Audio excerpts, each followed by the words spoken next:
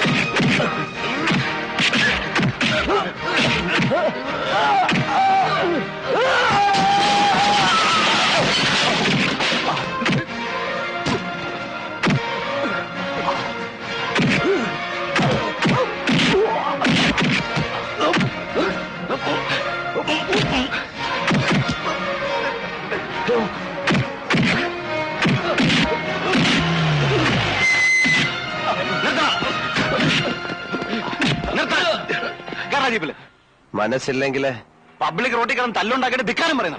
പറയും, അതാ ശീലം. താനായിട്ട് വിചാരിച്ച മാറ്റാനാവില്ല. പോ. താനെന്താ ഭീഷണിപ്പെടുത്തുക?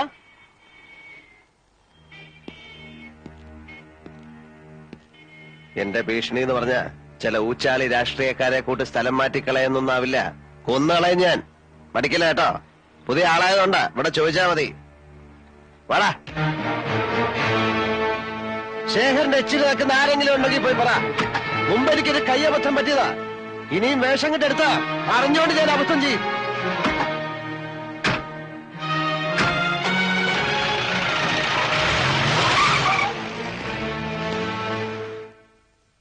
അപവാദം പറഞ്ഞില്ലെങ്കിലല്ലേ അത്ഭുതമുള്ളൂ. നീലകണ്ഠന്റെ സ്വഭാവം അത്രയ്ക്ക് പ്രസിദ്ധാണല്ലോ. അനുഭവിക്കണ്ടേ, ദൈവനിശ്ചയായിരിക്കും.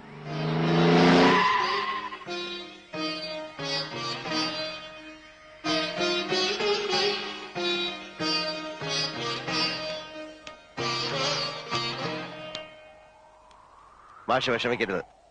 ഇനി ഒരുത്തനും ഏഴിലക്കരയിൽ വാ തുറക്കില്ല. 1000 കുടത്തിന്റെ വായടയ്ക്കാം, എന്നാൽ ഒരാളുടെ അടയ്ക്കാത്ത വാ തുന്നി കെട്ടാൻ എനിക്കറിയാം. അത് എനിക്ക് വിട്ടേക്കൂ. മാഷ് അതൊന്നും ഓർത്ത് വെറുതെ മനസ്സൊരുക്കണ്ട. പിന്നെ ഇതിന്റെ പേരില് ഇവിടം വിടാനുള്ള തീരുമാനം വേണ്ട. അപ്പോ അവര് ജയിച്ചു എന്നാവും. ഞാൻ കാരണം നിങ്ങളാരും തോൽക്കുന്നത് എനിക്കിഷ്ടമല്ല.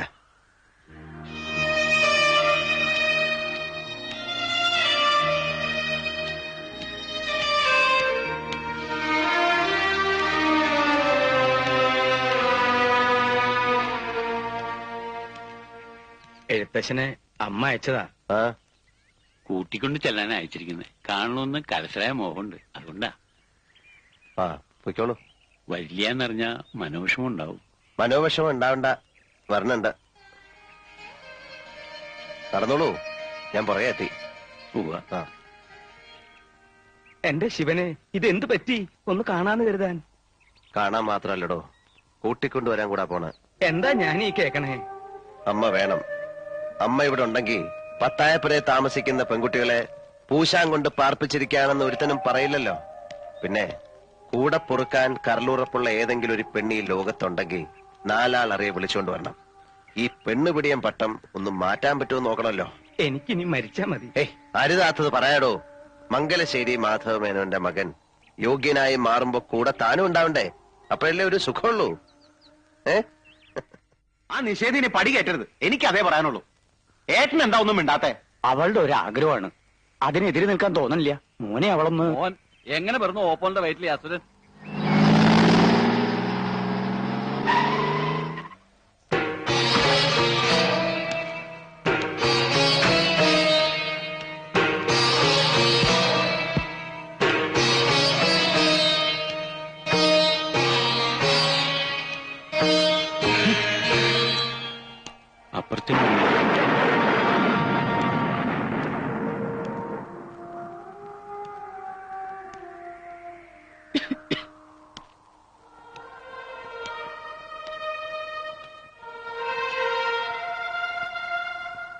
ഇരിക്കെ.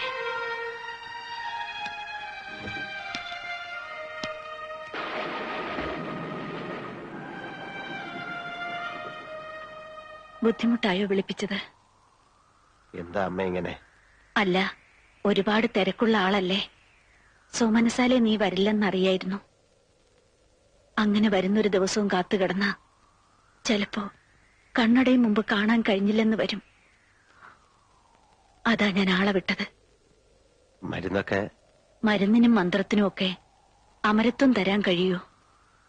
ഇത്തിരി ദിവസം നീട്ടിക്കിട്ടും. ജീവിക്കണമെന്ന് മോഹമില്ലാത്തോണ്ട് ഞാനതൊക്കെ നിർത്തി. ഗുണദോഷിക്കല്ല, അതുകൊണ്ട് കാര്യമില്ലെന്നറിയാം. ഒരപേക്ഷയുണ്ട്, അത് കേൾക്കണം. നിന്റെ ഈ കുത്തഴിഞ്ഞ ജീവിതവും താന്തോന്നിത്തരവും കൊണ്ട് കളങ്കപ്പെടുന്നൊരു പേരുണ്ട്. മംഗലശ്ശേരി മാധവ് മേനോൻ എന്നൊരു മനുഷ്യന്റെ. ജീവിച്ചിരുന്ന കാലം അത്രയും ആർക്കും ഒരു കുറ്റവും ആരോപിക്കാൻ കഴിയാത്ത, ആരുടെ മുന്നിലും തലകുനിക്കേണ്ടി വന്നിട്ടില്ലാത്ത ആ മനുഷ്യന്റെ പേര് നീ കാരണം ചീത്തയാകേണ്ടി വരുന്നത് എനിക്ക് സഹിക്കാനാവില്ല. മനഃപൂർവ്വം അച്ഛന്റെ പേര് ചീത്തയാക്കാൻ വേണ്ടി ഞാനൊന്നും ചെയ്യുന്നില്ല. മനഃപൂർവമോ അല്ലയോ, ആ മേൽവിലാസത്തിലല്ലേ നിന്നെ ആളുകൾ കാണുന്നത്. എനിക്കെന്താ ചെയ്യാൻ കഴിയുക? നിനക്ക് കഴിയണം സ്വയം മാറാൻ. അതല്ലെങ്കിൽ നീ സത്യം അറിയണം. അതിനാണ് ഞാൻ നിന്നെ വിളിപ്പിച്ചത്. സത്യം? അതെ, സത്യം. നീ അദ്ദേഹത്തിന്റെ മകനല്ല എന്നുള്ള സത്യം. എന്താണ് അമ്മ പറയുന്നത്? അമ്മ പറയുന്നത് ആരാണോ അതാണ് മക്കൾക്ക് അച്ഛൻ. നിന്റെ അച്ഛനല്ല അദ്ദേഹം. ഒച്ച വയ്ക്കണ്ട, ശാന്തനായി കേട്ടോളൂ. വീട്ടുകാരുടെ നിർബന്ധത്തിന് വഴങ്ങി അദ്ദേഹത്തെ വിവാഹം ചെയ്യുമ്പോ എന്റെ വയറ്റിൽ നിനക്ക് 2 മാസത്തെ വളർച്ചയുണ്ടായിരുന്നു. എല്ലാം ഞാൻ തുറന്നു പറഞ്ഞു. ആദ്യത്തെ രാത്രിയിൽ പടിയിറക്കുമെന്ന് കരുതി തന്നെയാണ്, അതാഗ്രഹിച്ചു തന്നെയാണ്. പക്ഷേ എല്ലാം ആ നിമിഷം തൊട്ട് മറന്നേക്കാൻ അദ്ദേഹം പറഞ്ഞു. നീ പിറന്നപ്പോൾ അത് സ്വന്തം കുഞ്ഞായിട്ട് അദ്ദേഹം കരുതി. എന്നെയും അങ്ങനെ വിശ്വസിപ്പിക്കാൻ ശ്രമിച്ചു. കൂടെ കഴിഞ്ഞ 26 വർഷവും അദ്ദേഹത്തിന്റെ ശ്രമം അതിനുവേണ്ടി തന്നെയായിരുന്നു. നീലകണ്ഠ, ദാനം കിട്ടിയതിനെ പാരമ്പര്യമായി കണ്ട് അനുഭവിക്കരുത്, അതിൽ അഹങ്കരിക്കരുത്. നിന്റെ പാരമ്പര്യം പിഴച്ചുപെട്ടൊരു അമ്മയുടേതാണ് മോനെ. മോനെ നീല, മോനെ മോൻ